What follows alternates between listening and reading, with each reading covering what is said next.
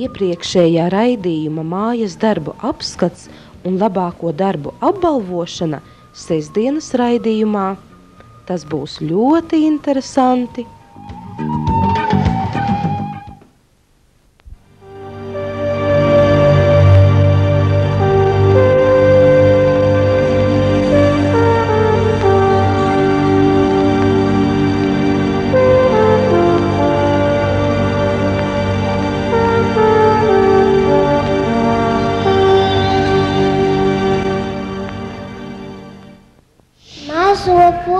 Tālā ceļā jādodas tev drīz, turp, kurp saule vienmēr silta, siltās debesīs.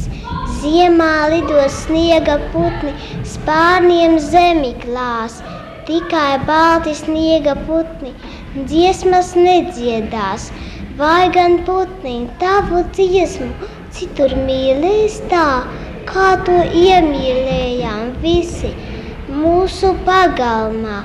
Lūkošos tev līdzi tālu pāri apvārsnim.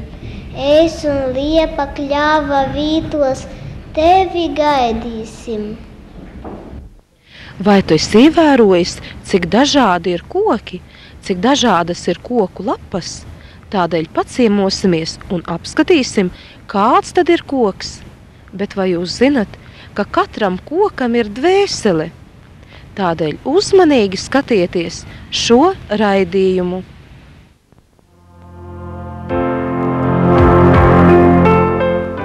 Lai tuvāk iepazītu dabu, kokus, dosimies visi kopā ekskursijā. Šoreiz uz Daugavpils rajona Pilskalnes Siguldiņu.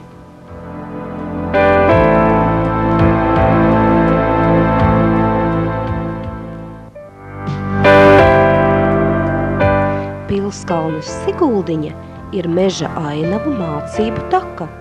Pūcīte gudrības simbols.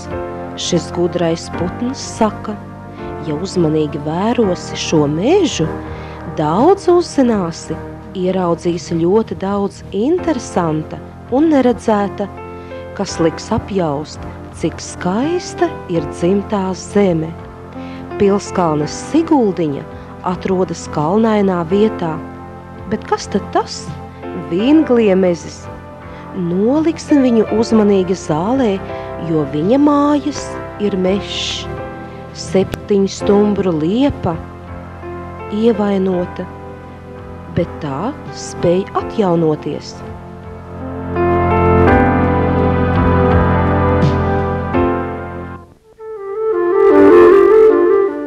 Vai ziniet, 7 stumbru liepas vietā auga viens spēcīgs koks. Vai nu cilvēks vai vējš to nolauza, bet 7 stumbri. 1, 2, 3, 4, 5, 6, 7.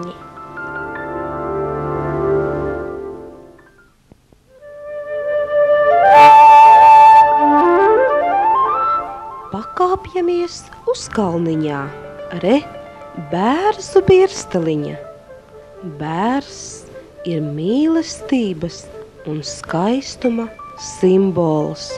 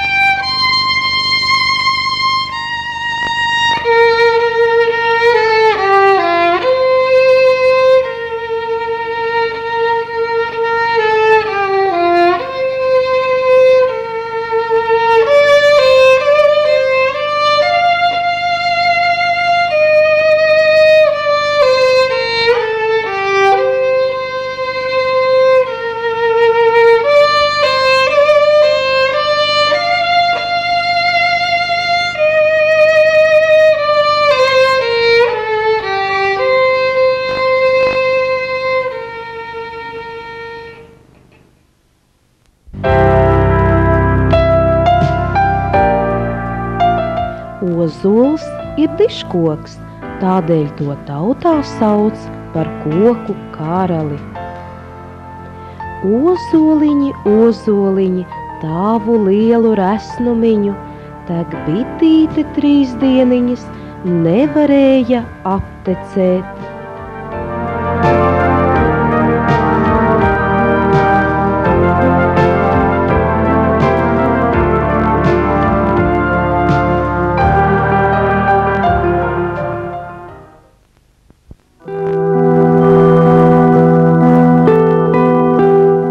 Bet kas var notikt, ja mežā ienāk uguns?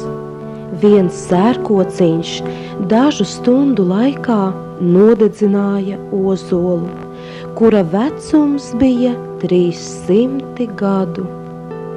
Nedarīsim dabai pāri, mīlēsim to, jo kociņam arī sāp, tāpat kā cilvēkam.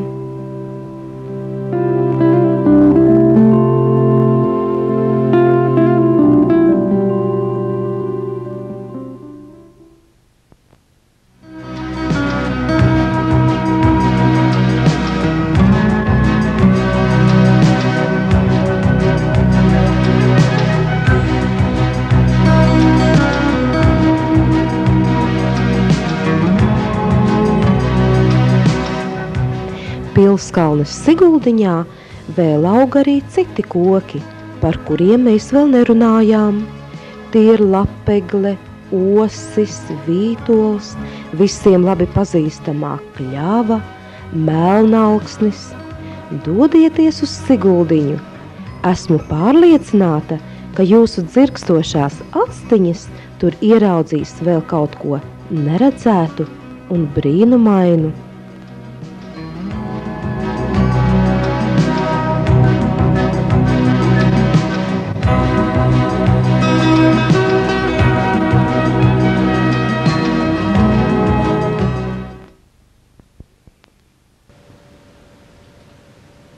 Bet kas tad te sēnes? Sēnei mājas atrodas zemē. Tās veido tādu kā zirnekļa tīklu zemes auglīgajā kārtā, un tikai pēc silta rudens lietus uzzied kā puķi, izbāž no zemes savu skaisto cepurīti, it kā lielīdamās. Re, cik ātreiz augu!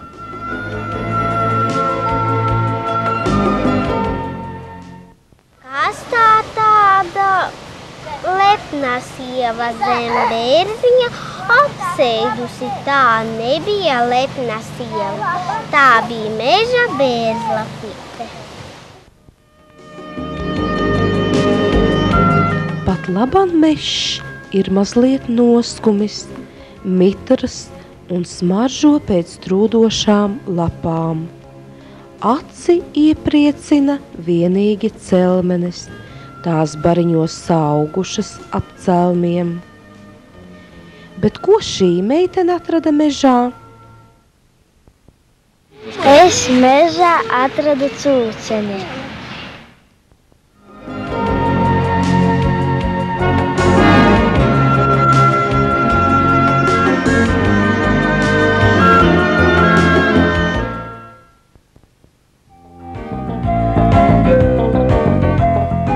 Lielajā, plašajā pasaulē mums katram ir kāda vieta, ko saucam par savām mājām. Tur ir mūsu mīļie cilvēki, mīļās lietas un brīnumainā, interesantā ikdiena.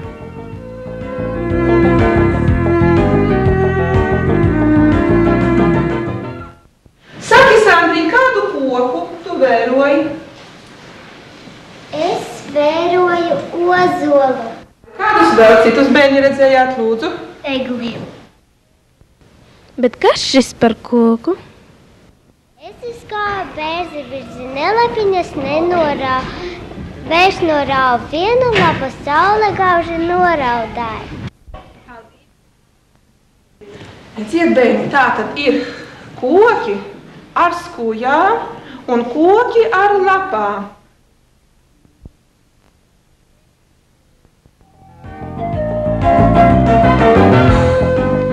Vai jūs zināt šo rotaļu? Ja nē, tad iemācīsieties. Klase sadalās grupiņās un atrod savu koku. Atdarini, kāds ir šis koks? Pacenties tā, lai bērni varētu uzminēt.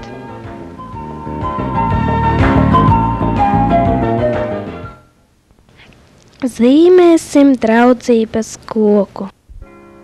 Vai man mīļa, kas man mīļa, meža māte man jo mīļa, brūnu seju zaļiem matiem, gūši zvīļiem acu skatiem, zilā krēslā zaļā ēna, apakškoku šalku lapām, tur mēs sādījām sen jau gadus draugi tapām. Zilā krēslā zaļā ēna, apakškoku šalku lapām, tur mēs sādījām sen jau gadus draugi tapām. Daļu sapņu klīvuriņu, tā pār mani liegi klājā, jaukās teikas brīnumdziesmas, sirdī dziļi iedziedāja. Nu es zinu, mežā noslēpumu kopā. Nu es varu, būt par meža sapņu klubu. Nu es zinu, mežā noslēpumu. Pie mums no meža ir atnācis rūkītis, un viņš grib jums uzdot mājas darbu. Uzzīmējiet vismīļāko koku un izdomājiet tam vārdiņu. Un vēl viņš grib, lai jūs izveidotu no čiekuriem viņam māsiņas un brālīšus.